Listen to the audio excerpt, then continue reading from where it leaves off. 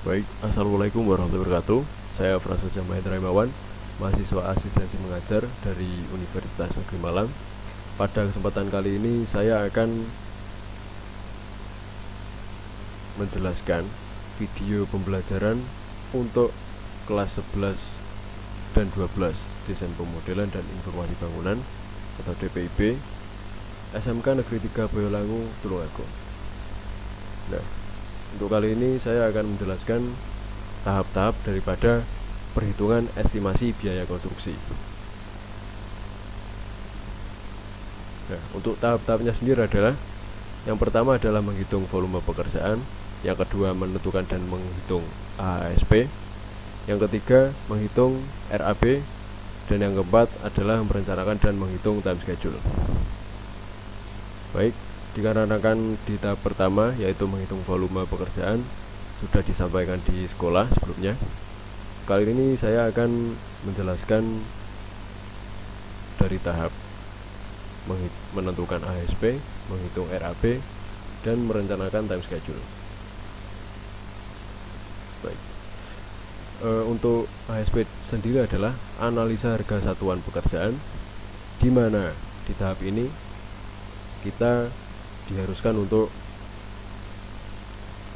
menentukan dan menghitung harga dalam sebuah item pekerjaan dan sub-subnya. Baik, sebagai contoh di sini saya akan mencontoh di pekerjaan persiapan, yaitu di subnya adalah pengukuran dan pemasangan bupleng. Nah, perlu diperhatikan ada hal penting yang harus ditulis di tahap ini, yaitu ada komponen, satuan, perkiraan kuantitas atau koefisien, harga satuan, dan jumlah harga.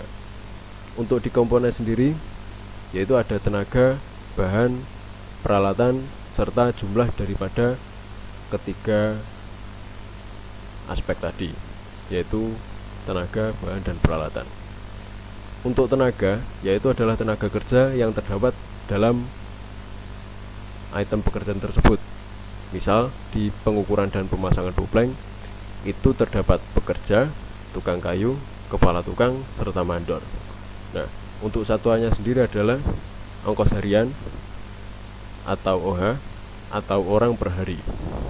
Nah, untuk perkiraan kuantitas atau koefisien ini itu seperti di contoh, dan di setiap AHSP di setiap daerah atau kota dan kabupaten di setiap daerah itu berbeda-beda.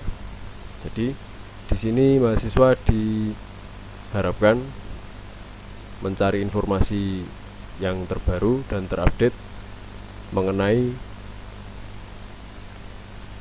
AHSP di setiap kota dan kabupaten masing-masing peserta didik.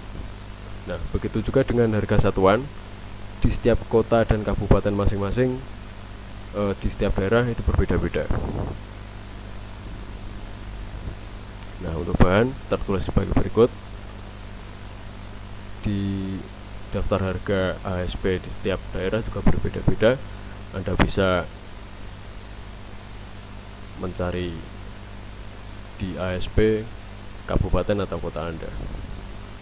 Nah, untuk jumlah harga yaitu adalah perkalian dari koefisien dan harga satuan. Nanti ketemu harganya berapa per meter persegi, per meter lari. Ini satuannya adalah satuan pengerjaan tersebut, yaitu di sini satuannya adalah meter lari.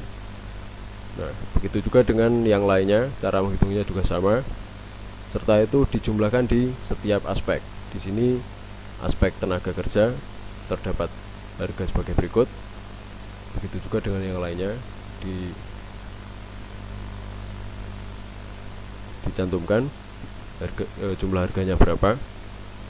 Nah, nanti di jumlah harga tenaga, bahan, dan peralatan itu adalah penjumlahan dari harga tenaga, total harga tenaga, harga bahan, dan harga peralatannya berapa.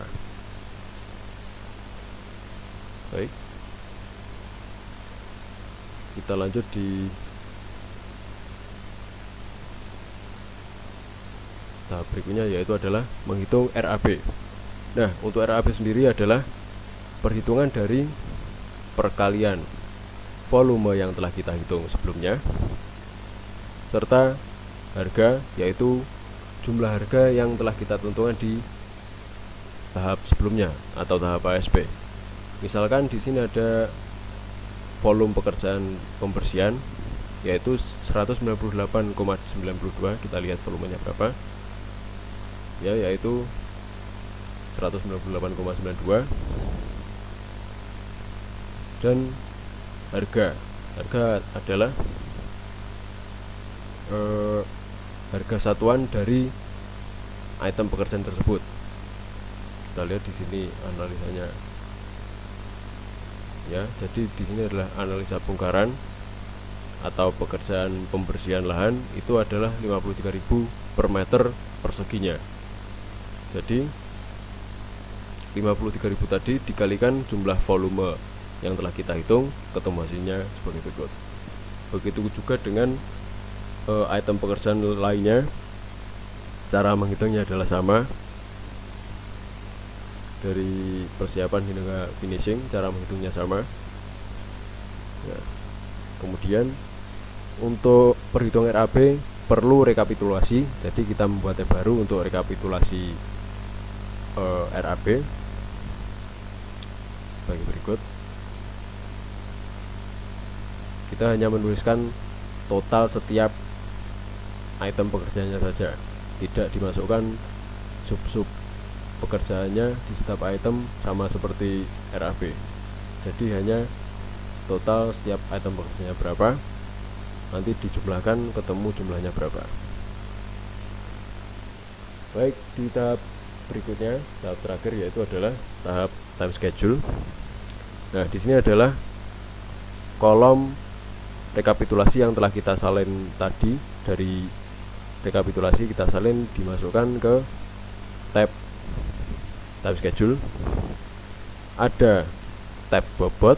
Di sini terdapat persen, yaitu satuannya adalah persentase, yaitu tab jadwal pelaksanaan dan skala.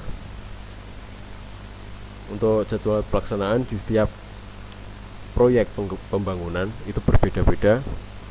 Nah, untuk di contoh ini tertulis 3 bulan dan ada 4 minggu tiap bulannya.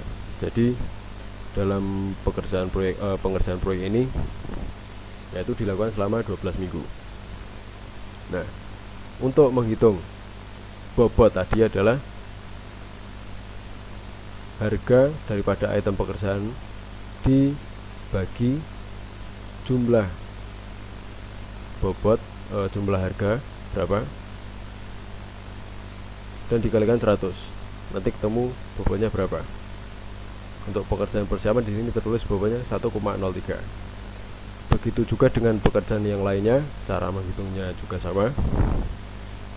Nah, untuk pembagian pekerjaannya di jadwal pelaksanaan ini berbeda-beda setiap item pekerjaan. Misal di pekerjaan yang ringan, yaitu pekerjaan persiapan, itu dikerjakan selama 2 minggu, di minggu pertama dan minggu 12.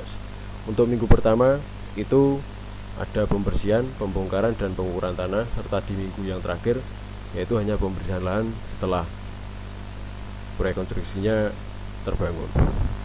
Nah, di sini ada pekerjaan yang termasuk berat, yaitu pekerjaan pasangan seperti pasangan fondasi dan lainnya, dikerjakan selama 5 minggu dikarenakan dalam proses pengecoran juga butuh menunggu hingga pengecoran hingga fondasi kering dan siap untuk dibangun kolom dan yang lainnya.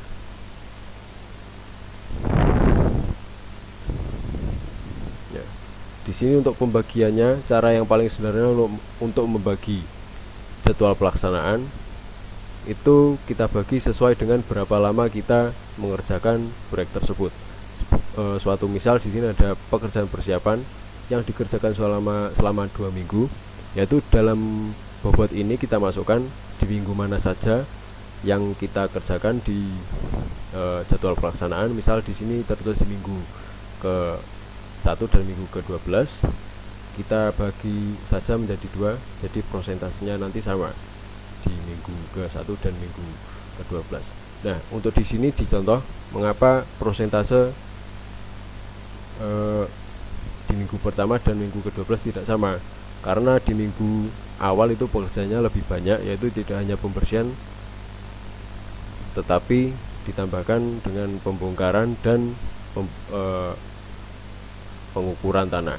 Untuk di minggu ke-12 itu hanya pembersihan saja karena proyeknya sudah jadi. Begitu juga dengan yang lainnya, Anda bisa melihat sebagai berikut atau melihat contoh-contoh lain yang mungkin berbeda skema penjadwalannya. Baik, selanjutnya adalah menghitung kemajuan fisik pekerjaan.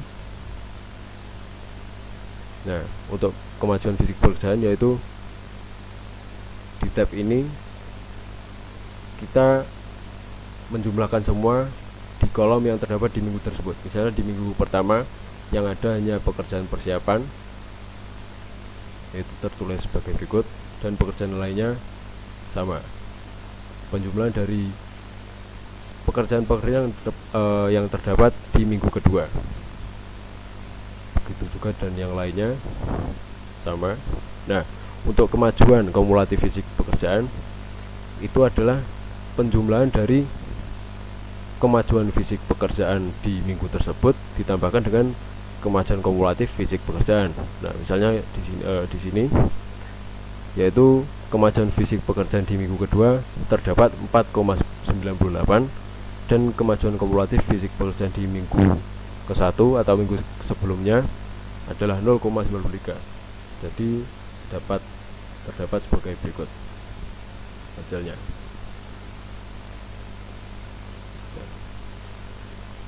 Untuk kurvanya sendiri itu bentuknya kurang lebih harus seperti huruf S. Misalnya tidak seperti huruf S atau melengkung-melengkung di bagian sini, mungkin ada pembagian pelaksanaannya yang kurang sistematis, jadi bentuknya tidak teratur. Nah, untuk pembuatan kurvanya adalah caranya kita blok semua terlebih dahulu kemajuan kumulatif fisik pekerjaannya. Kita pilih tab insert dan kita pilih tabel atau kurva. Di sini kita pilih kurva.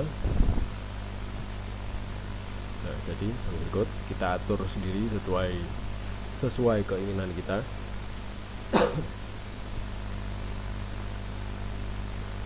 Seperti itu. Baik, sekian daripada penjelasan saya mengenai tahap-tahap untuk menghitung estimasi biaya konstruksi. Jika ada salah kata mohon maaf. Wassalamualaikum warahmatullahi wabarakatuh.